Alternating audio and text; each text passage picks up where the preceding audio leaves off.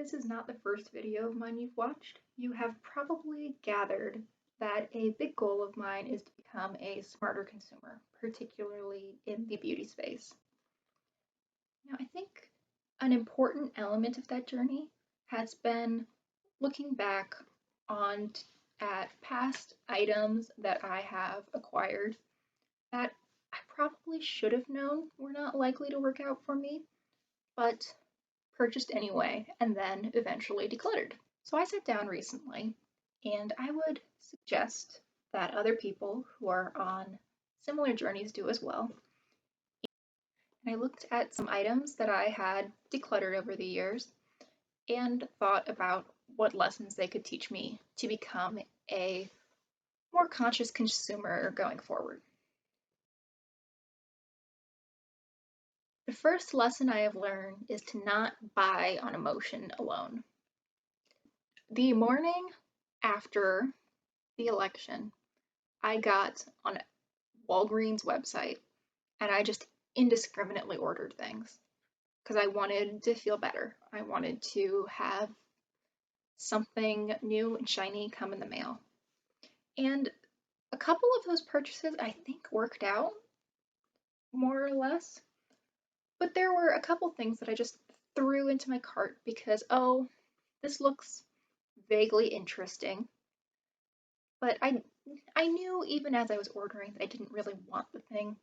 I just wanted a thing. In particular, I remember getting the e.l.f. Jasmine palette. I will be putting pictures up here if I can find images for these items. It had a couple of blushes that were quite chalky. I hadn't really heard anything about this, good or bad, and I really didn't have high hopes for it, but I bought it anyway. In that same order, I also got the Wet n Wild lipstick in the shade Nouveau Pink. And this was a very, very bright, cool toned pink that had quite a bit of like a blue, not even just a blue undertone, but almost a bit of bluish shimmer in it. And oh, I wore it a couple times, but I knew it wasn't my style when I got it. And as one would expect, I didn't get a whole lot of use out of it.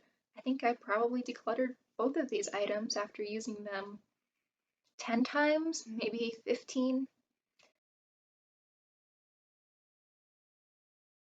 The second lesson I've learned is to purchase for me, not the fantasy version of myself. Now, if you are in this community, you have probably heard a little about the fantasy self. If you aren't, the fantasy self is the person that you want to be, the person you can see yourself as. This isn't in a fantasy self in a way of, I want to be a doctor, therefore I am working towards my goal, taking the courses, getting the grades that I need to do so. No, this is a fantasy self in, I would like to wake up tomorrow and be some film noir vixen. That's not going to happen. I am not going to be a cool girl who wears dark lipsticks and doesn't care about things, um, doesn't need to obey the rules. That's not who I am. I'm kind of preppy. I'm shy. I'm soft-spoken, and I am a born rule follower. Buying a lipstick is not going to change any of that about me, and I'm going to feel like I'm wearing a mask. And I have. The two that really come to mind are, as I think you might have gathered from my little spiel about my fantasy self, they were these very dark, sort of vampy lipsticks. The first was this Wet n Wild liquid catsuit in the shade Video Vixen. It's a really deep, vampy, still red, but a very blackened red. And again, from Wet n Wild, I promise this is not just the list of Iris should never buy from Wet n Wild. um, but the Wet n Wild Mega Last lipstick in, let me check that shade name, Vamp It Up, which is a deep purple that's almost black. I believe it's a dupe for MAC Cyber, if that's a point of reference for you. And yeah, I wore them 3 times. I felt like I was playing dress up. And the third lesson I've learned is to be aware that what I appreciate on others is not necessarily what I like on myself. The product that I feel really illustrates this is the Maybelline Superstay Matte Ink in the shade Amazonian. And this is a really warm, um, almost brown, but quite on the orange side of brown. It's a very pretty shade on people who have warmer skin than I do. It looked horrific on me, and I should have known that. I've tried warmer toned nude shades before, and they just don't work out for me. But because it was such a pretty color in the tube and had looked so pretty on, I don't remember what YouTuber it was, but one of the beauty gurus tried it and just looked stunning. And I just got sucked in. I need to keep in mind that this makeup is going to be on my face, not someone else's. So it doesn't matter how pretty it would be on someone else. It needs to look good on me too. Another lesson I've learned is to avoid impulse purchases. Now, let's set the scene a little bit. This is probably 2016. I'm in CVS and I've just scanned my little membership card and gotten some coupons. And one of them is for, I believe, $3 or $4 off an Almay product, any Almay product. So what do? I go straight to the Almay section, even though I wasn't looking for anything from Almay. And I picked out a single shadow in the shade, I believe it was called Lilac. If it wasn't, it was something very similar. Anyway, it was very light purple. It barely cost me anything. I think it ended up costing like 30 cents or something. So I thought I had gotten a great deal. But oh my goodness, I could not get that shade to show up. I was building it up with my finger. I tried it with a brush, and no matter how much I piled it on, I could barely get more than just a little bit of purple shimmer to show up on my lid. And let's be clear, I never have a problem getting eyeshadow to show up. I mean, this is the base we're working with. It's a white canvas. You've got no pigment if you're not showing up on me. And it probably should have been a sign to me that I watch a lot of beauty YouTube. I'd never heard anyone talk about these Almay shadows, even though I knew they'd been around for quite some time. Probably should have been a warning sign that it was likely to not be very good. But I wasn't doing my research. I had a coupon. I decided when I walked into that store that I was going to purchase something from Almay, and I did. And I was really unhappy with it. I wish I hadn't. The fifth lesson that items I've decluttered have taught me is that not everything deserves a second chance. Specifically, what I'm talking about are the Tarte matte liquid lipsticks. Now, I've had 2 of these. The first I got in the Sephora birthday gift a few years ago, I think 2017. It felt kind of like weirdly puffy on my lips. It didn't wear very well throughout the day. And most importantly, it went rancid after not very long at all. I want to say I had had it open for maybe 4 months, and it just started stinking.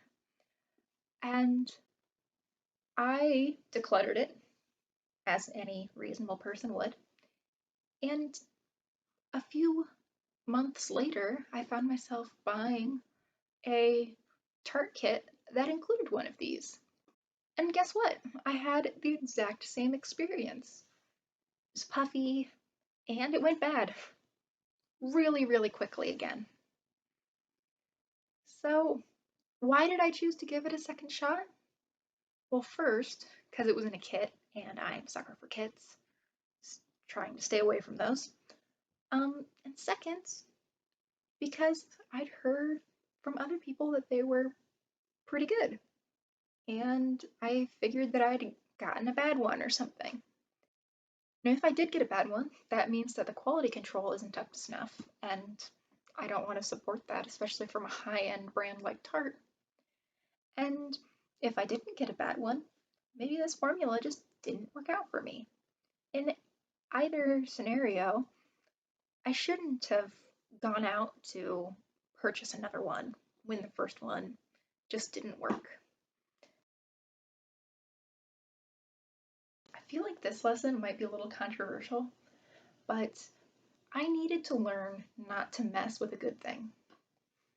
So I like CoverGirl mascaras quite a bit. I've used them pretty much regularly since I started wearing makeup sometime in early college. I don't really have a strong preference about which kind of CoverGirl mascara I buy. I just buy whatever is cheapest at that point. But a few times I have been lured away by beauty gurus talking about how good some other mascaras are. One that I really remember this with is the L'Oreal Voluminous in the shade Carbon Black. I've heard so many YouTubers say great things about this, but it ran on me so badly. I mean, the first day I wore it, I just had absolute raccoon eyes by the end of the day. Awful. And I just remember thinking, I must have done something wrong. I must have been super sweaty today or something. So I tried it for maybe 4 or 5 more days, and it was just the same story every single time. So that was a bust. It was a disappointing bust because it was more expensive than my CoverGirl one was.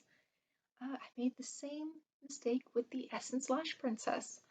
Now this was not so much a smudge as flake, but again, it only served in making me look worse, which is not what I want my makeup to do. And I could have avoided wasting that money in both cases by just sticking with something that I knew worked instead of going off on this search for a holy grail. And finally, I learned not to purchase a bunch of products to fit what actually turns out to be just a phase. So, about a year ago, I started getting really into putting colorful liner both on my lower inner rim and under my eye. Now, I had an eyeliner to do this. I was using sort of a dark purple that I got from CoverGirl. But even though I'd only been doing this regularly for about a week, I decided that I needed more variety. I picked up a pencil from the Balm, the Mr. Right Now, in a green. However, I was really only interested in using it for about a week. It was just a phase, and I should have waited a while and made sure that this lining my eyes regularly was something that I wanted to do before I um, poured more resources into products to do it. I can't promise that I will never make these mistakes again. I am human after all. However, I do think that these are a good thing for me to keep in mind as I'm shopping, so hopefully I at least fall into these traps less often. If you decide to go through your decluttered items and figure out some of the pitfalls that you have fallen into, I'd love to hear about it in the comments below. Thanks so much for watching. I hope you'll like and subscribe if you enjoyed, and until next time, see ya!